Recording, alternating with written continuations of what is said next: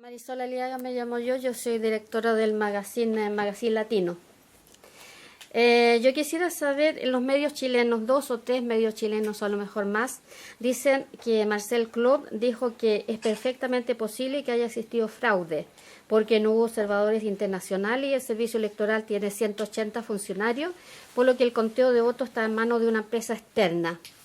Y luego los dos voceros, los dos voceros del comando tuyo se han alejado de esto, de lo que tú dijiste.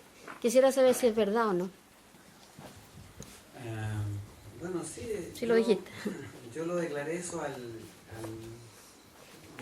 ¿cómo se llama el diario alemán El Deutsche Welle. Pero yo lo que dije es que que es perfectamente plantearse una duda razonable, ¿no? Por las mismas razones que tú mencionaste, el conteo de votos no tiene observadores extranjeros, está en manos de una empresa externa, el CERVEL no tiene ninguna capacidad de chequear que el conteo de votos esté bien hecho, digamos, y ninguna de las mesas tiene observadores extranjeros, digamos, tiene apoderados de mesas, son 40.000 mesas, el resultado electoral a las 7 de la tarde ya estaba listo. Pero tiene un representante de cada partido en la mesa. No de todos los partidos, no, los partidos que no son ni de la Alianza ni de la Concertación, no teníamos representación en cada una de las mesas. ¿Cómo es eso?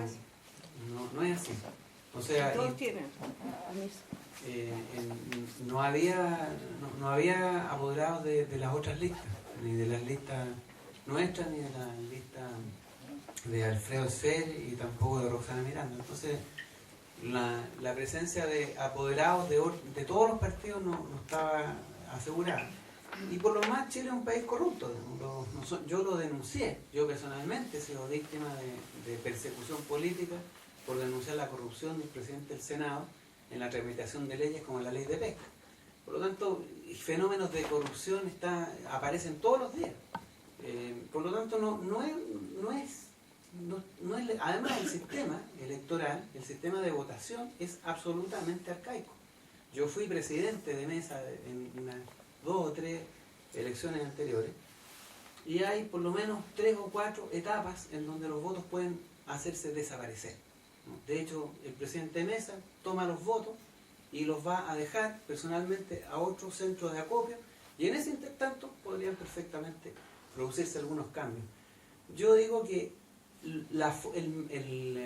sistema electoral, la ausencia de observadores internacionales, la falta de mecanismos de supervisión y de fiscalización del sistema electoral es absolutamente posible que puedan ser los números maquillados. Y hay datos que a nosotros nos preocupan la votación de los chilenos en el extranjero, la cantidad de movilización que nosotros tuvimos dentro del país, cuando nosotros cerramos la candidatura con 50.000 personas y la señora Bachelet la cierra con 5.000 personas y no es capaz de llenar, pero ni siquiera medio gimnasio con 2.000 o 3.000 personas de forma autónoma, algo resuena poco regular en el fenómeno político que hoy día ocurre en Chile. Por lo tanto, yo no he dicho que así sea, pero yo lo que dije es que hay una duda razonable y hay elementos que nos permiten pensar que es perfectamente posible que eso ocurra, ¿no? Estamos en presencia de un periodo político complejo, ¿no? Los dos conglomerados vienen decayendo, hay una alta abstención, aparecen muchos candidatos, la discusión política se hace en torno a un proyecto de izquierda.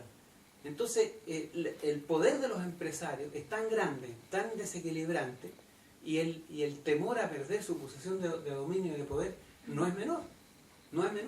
Entonces, a mí me parece que la reacción de algunas personas de considerar que es absurdo pensar esto, a mí me parece más absurda esa posición, porque incluso desde el punto de vista científico, el plantearse frente a fenómenos sociales y políticos con alguna duda razonable que albergue una hipótesis que haya que probar y comprobar, es lo normal, es lo legítimo, es lo esperable y es absolutamente una cuestión de derecho. la reacción de Chile frente a la posibilidad de fraude a mí incluso me ratifica eso. Porque francamente es escandalosa la situación de fraude y de corrupción que hay hoy día en Chile. Los señores empresarios financian las campañas políticas y lo hacen de manera descarada. Todo el mundo lo supo, lo publicó el CIPE, que los financistas de la señora Bachelet eran Luxic, Mate, Angelin, los grupos económicos, los bancos. Financian y recuperan, más encima, la ley les autoriza a recuperar el apoyo que hacen a través del sistema de devolución de impuestos. Todas las empresas que apoyan a las candidaturas pueden recuperar ese apoyo a través de la devolución de impuestos.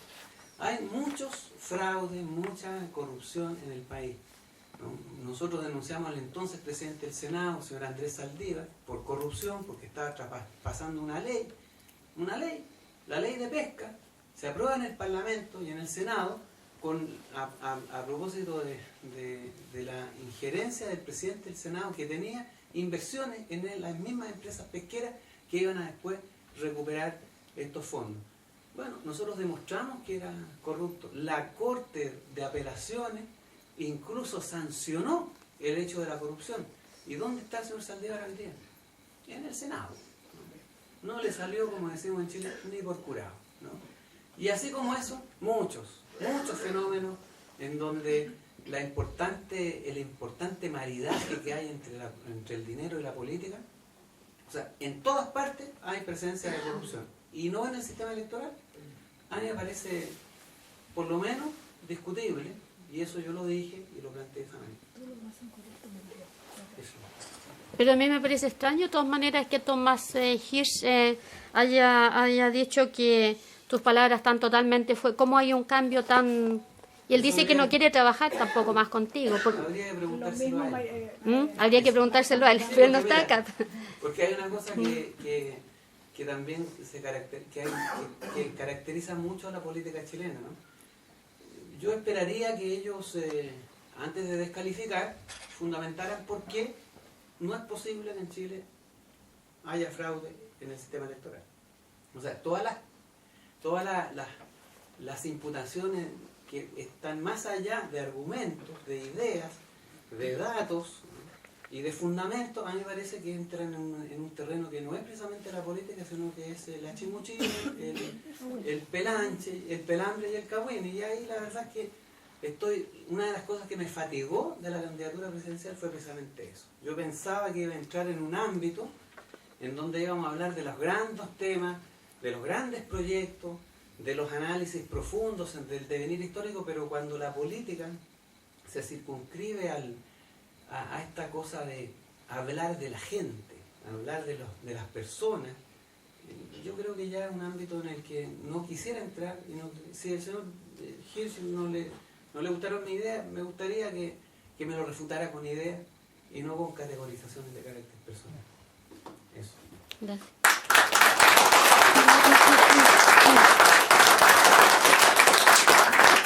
Bueno, y de hecho ya apareció en internet un encuentro de votos que estaban votados por ahí en la basura, es decir, qué tan cierto es que no haya o si haya. Por lo menos Soy Laura es una duda razonable, ¿no? Y es Sí, absolutamente legítimo planteárselo. Por supuesto. Soy Laura Fuente y quisiera preguntarle lo siguiente. Bueno, en la campaña vimos una cierta desunión de los grupos o organizaciones que tienen ideas básicas o principios de izquierda. ¿Cuál, según su experiencia y según su contacto con las organizaciones sociales, podrían ser los mayores obstáculos para lograr una unidad verdadera de izquierda en el futuro? Ya, bueno, esa pregunta, me gusta esa pregunta porque, a ver, yo creo que antes de que piensen en lo que hace la izquierda, miren en lo que va a hacer con la derecha, ¿no? Y no es muy distinto del comportamiento humano que tiene la izquierda del de la derecha. Yo también quiero que tomemos en cuenta, a la hora de pensar en esto de la unidad de la izquierda, lo que ha pasado en los últimos 40 años.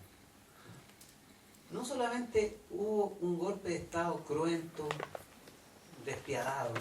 Fue el hito, como yo lo mencioné en la primera parte, el cómo se encarna, cómo empieza a hacerse carne y política pública el neoliberalismo global con el golpe de Estado. Ese fue el primer campanazo. Después vino en Argentina, en Uruguay, en todas partes de América Latina y en Estados Unidos y en Reino Unido, y ahora la Europa que pensábamos nunca iba a caer, cayó, ¿no? En esta avalancha de capitalismo brutal y salvaje y despiadado. Por lo tanto, existió el golpe de Estado.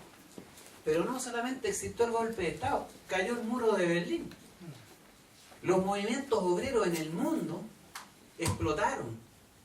Disminuyó la potencia del proyecto político de izquierda. No solamente el proyecto político de izquierda desaparece, es hecho desaparecer, es torturado, es exiliado en Chile, sino que en todas partes del mundo. ¿No? Si no fuera por, y aquí quiero reivindicar la figura del comandante Chávez, ¿no?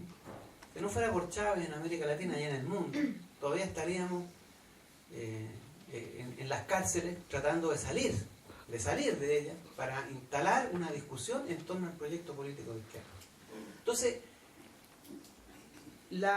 los acontecimientos orientados a la desaparición del proyecto de la izquierda, del proyecto de la clase trabajadora, para no hablar del proyecto de la izquierda, ¿no? Del proyecto de los humillados, de los perseguidos, de los que no tienen el poder, lleva 40 años de persecución. Y en Chile, brutalmente, ¿no? A más de esto, sectores importantes que han sostenido y que sostuvieron históricamente, entre ellos el Partido Socialista, el partido del presidente Salvador Allende, se compromete en un proyecto de negociación con los bancos, con los grupos económicos, y termina suscribiendo, legitimando el proyecto de la derecha, ¿no? Entonces, en ese escenario, que además hay que agregarle la sistemática práctica de la derrota, ¿no? Cae el muro de Berlín, el golpe de Estado, todos los intentos políticos de reagrupar a la izquierda hasta las últimas elecciones fueron fracasando y no superaron nunca el 5% del electorado. Bueno, en ese escenario es que aparece un esfuerzo, ¿no?, por construir distintas alternativas de izquierda, en un escenario en donde lo más probable era la derrota. Yo les voy a decir que uno de los temas más complicados y uno de los temas que decidió finalmente la desunión, porque se intentó llegar a un proyecto común con el Partido de Igualdad y también con los ecologistas, un factor determinante fue cuál iba a ser el papel en segunda vuelta, si íbamos a apoyar o no a Bachelet. Era sorprendente que el debate estaba organizado en torno a cuál iba a ser la posición de este esfuerzo político en segunda vuelta. Estaba la certeza de la derrota, y en esa certeza de la derrota cada cual intenta salir lo mejor parado posible. Entonces, ¿qué es lo que yo creo? Yo creo que no hubo posibilidades de una unión, porque entre otras cosas estaba el siguiente problema. Algunos decíamos, tendríamos que llamar a primarias, ¿ya? Las primarias eran un buen mecanismo de estar presente en los medios de comunicación, que era un grave problema que siempre tuvimos, ¿no? La cobertura mediática. Pero para muchos, incluyéndome a mí, una primaria era complicado, porque yo les decía, nosotros apenas convocamos a 200 personas en enero del 2013. Entonces teníamos siempre la duda, ¿cuánta gente va a ir a votar en una primaria si la izquierda hace una convocatoria a definir por 200 personas, 300 personas, 500 personas? Habría sido el punto de vista mediático utilizado de manera desastrosa en contra del proyecto. Hoy día las cosas han cambiado. ¿Y han cambiado por qué?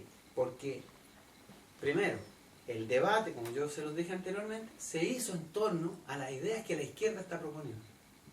Segundo, hoy día nosotros solamente, nosotros, los del movimiento Toda la Moneda, podemos movilizar por lo menos 20.000, 30.000 personas en una primaria, ¿no? Ya no es tan desastroso desde el punto de vista de fuerza política, ¿no? Y en tercer lugar, es por primera vez que vemos la posibilidad que en una alianza política podamos pasar a segunda vuelta, disputar la victoria y entrar en el Parlamento, disputar con una fuerza electoral.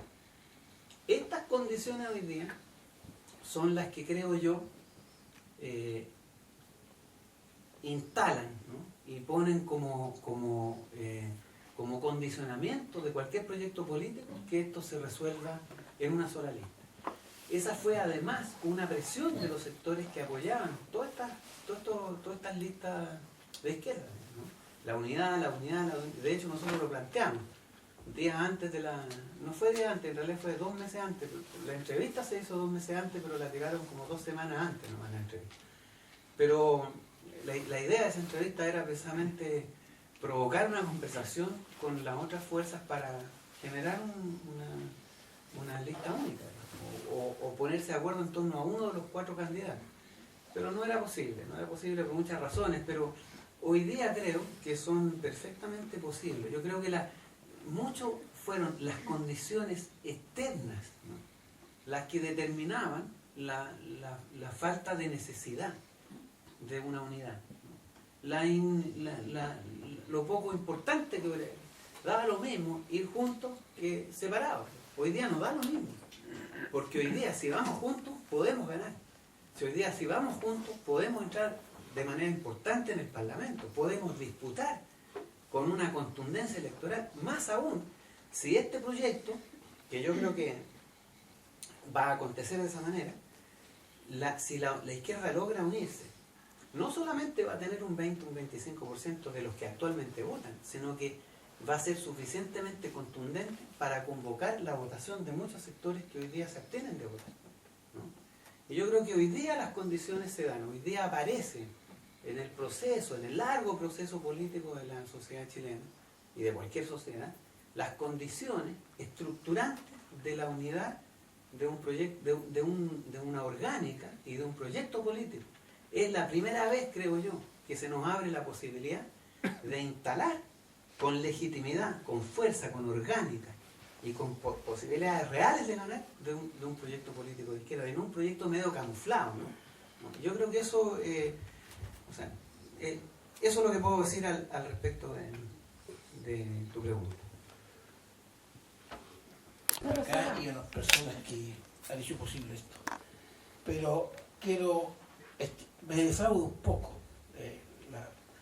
Al principio yo le iba a pedir una intervención para si esto era un seminario o era una conferencia. Si era conferencia había que dejarle lo que dijera Marcelo, pero me veo en la necesidad de ver, digamos, que es un seminario, entonces podemos participar. Ahora un poco más de la socio no importa. Hay una pregunta que a mí me quedó aquí. Venía con un esquema, pero el esquema se me quedó por ahí en el almuerzo. El hecho es el siguiente. En la cuestión económica, ese es el problema de los economistas, que se disparan un poco en la economía, ¿no es cierto?, y no hablan del asunto político. Marcel habla de una especie de división interna que hay en el país, y acá nosotros no la tenemos, ¿acaso? Claro que sí. Vale, sí, en todo el mundo. Los chilenos están divididos, ¿ya? Tengo relaciones con Inglaterra, con España, con varios países del mundo. Bueno, están todos divididos. Yo fui dirigente aquí durante unos días de años. Fui dirigente en la organización, fui dirigente en Shepin, fui dirigente acá en...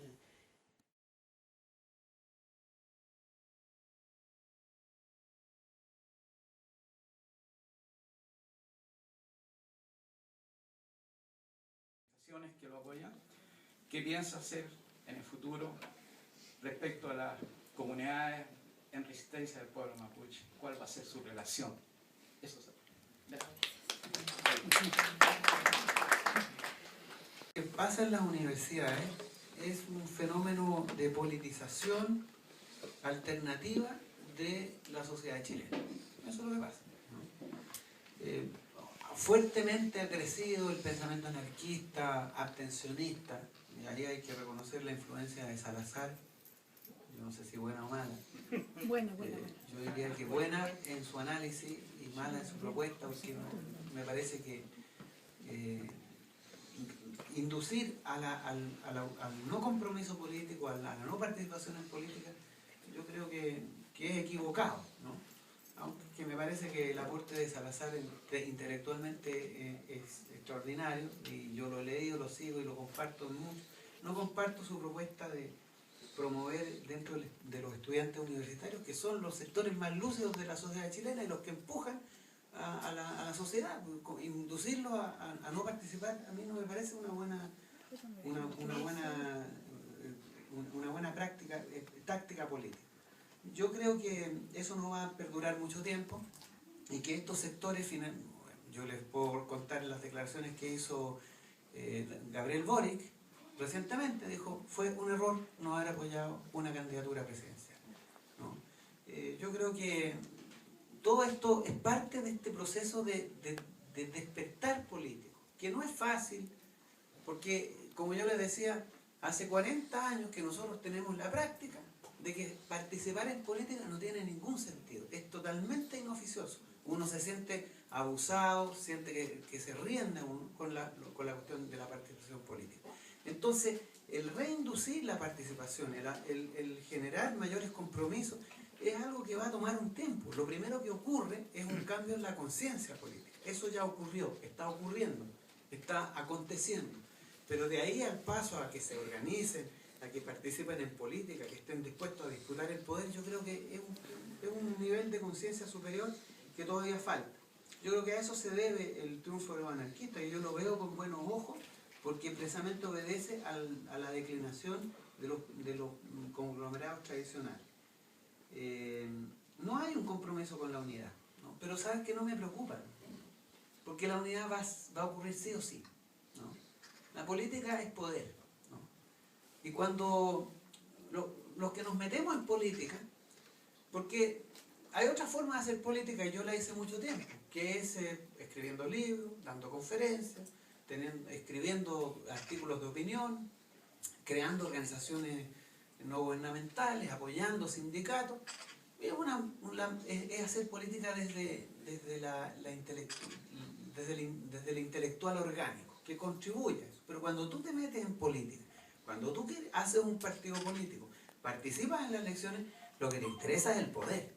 Tú quieres el poder, ¿no? Y en ese sentido yo nunca lo he negado. A nosotros nos interesa el poder, si finalmente para eso uno entra en política, ¿no? Y no veo que eso tenga nada de malo, porque finalmente lo que se trata es que con el poder nosotros apliquemos las políticas económicas que nos parecen inducen al país en la dirección correcta a nuestro juicio.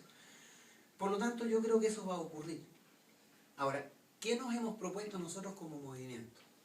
Fortalecer esa unidad. Nosotros vamos a trabajar, en primer lugar, en que todo lo que hicimos durante el 2013 se constituya en una orgánica, define una acción política, y la tarea prioritaria que nosotros nos hemos propuesto es llegar en 2 años más a las elecciones municipales con una lista única de estas candidaturas.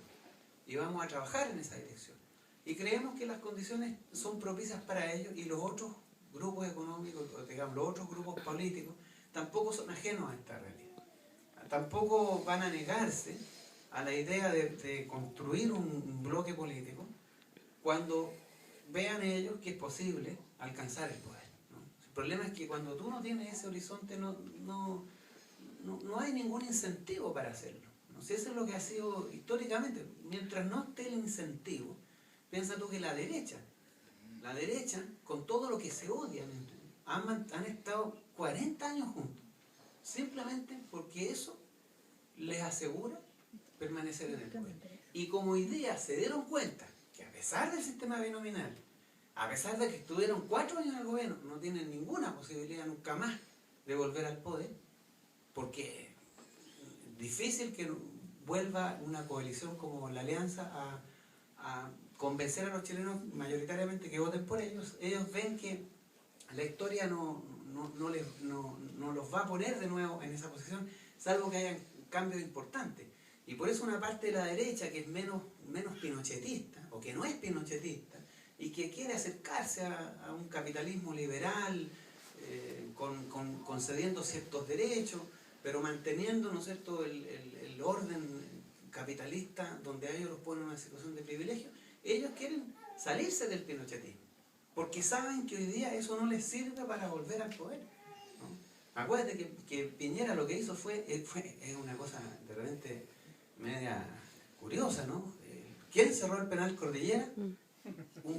Un presidente de derecha. ¿Y quién lo abrió? Un presidente de izquierda.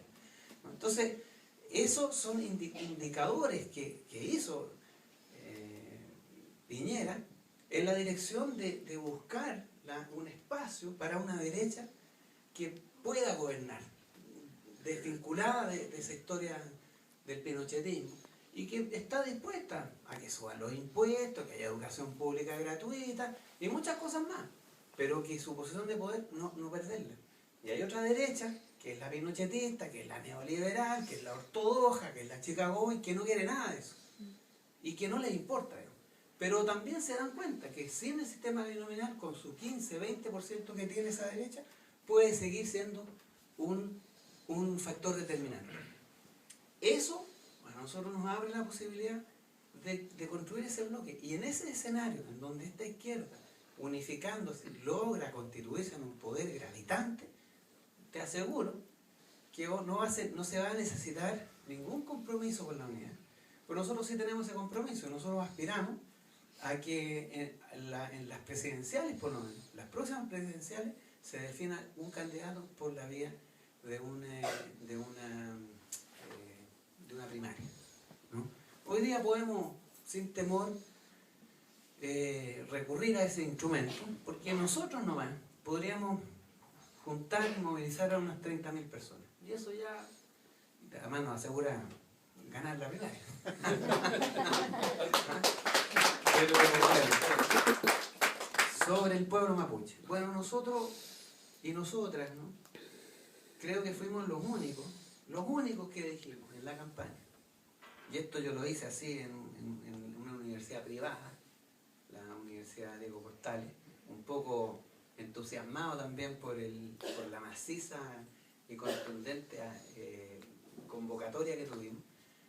Ahí yo me entusiasmé en el discurso y comprometí que una de las primeras medidas que íbamos a hacer era poner en libertad a todos los presos políticos mapuches procesados por leyes antiterroristas. Bueno, eso lo dije en un momento de entusiasmo. No lo debe haber dicho, entre otras cosas, porque no es fácil hacerlo en esta Constitución. El presidente no tiene la prerrogativa de poner en libertad, o sea, de aplicar la amnistía o ¿cómo se llama esto? El indulto a quienes han sido procesados por leyes antiterroristas. Pero los abogados me dijeron, no te preocupes, ¿no? Igual se puede hacer, hay otros resquicios para hacerlo. Pero eso es un indicador de lo que nosotros entendíamos, y en la construcción de nuestro proyecto político estaba siempre presente. De hecho, el partido el Gualmapuén, sigue en el movimiento y va a seguir, estuvo presente. Nuestro compromiso, no solo con el pueblo mapuche, sino que con los pueblos originarios. Nosotros entendemos que son naciones que tienen derecho a la autonomía, y nosotros comprometimos el trabajo político para que la nueva constitución política del Estado reconozca la autonomía, la autodeterminación, incluso la devolución de tierras.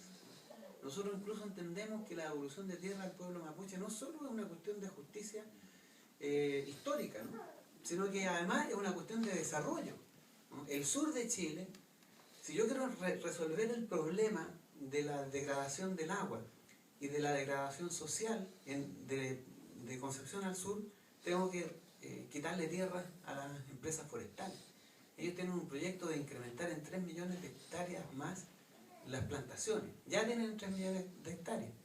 Y si nosotros queremos reducir el problema de la desertificación, aumentar la agricultura orgánica, campesina, familiar y y la que desarrollan pueblos originarios, tenemos que restituir tierra, reconvertir tierras forestales en tierra agrícola. Y eso es absolutamente consistente con la política que hemos planteado de devolución de tierra al pueblo mapuche. Nosotros creemos que son tiempos ya, no solo en América Latina, en Chile también, de dar un gran paso en la historia y pasar del desconocimiento de los pueblos originarios a un reconocimiento, no solo como personas y su dignidad como chilenos, sino que en su condición cultural, como naciones, otorgándole derechos a que puedan incluso construir su propia educación, su propio sistema de salud, y eso es parte del gran desafío de construcción política, integradora, democrática y participativa que este proyecto político se ha planteado. Eso es, compañero. Muchas gracias.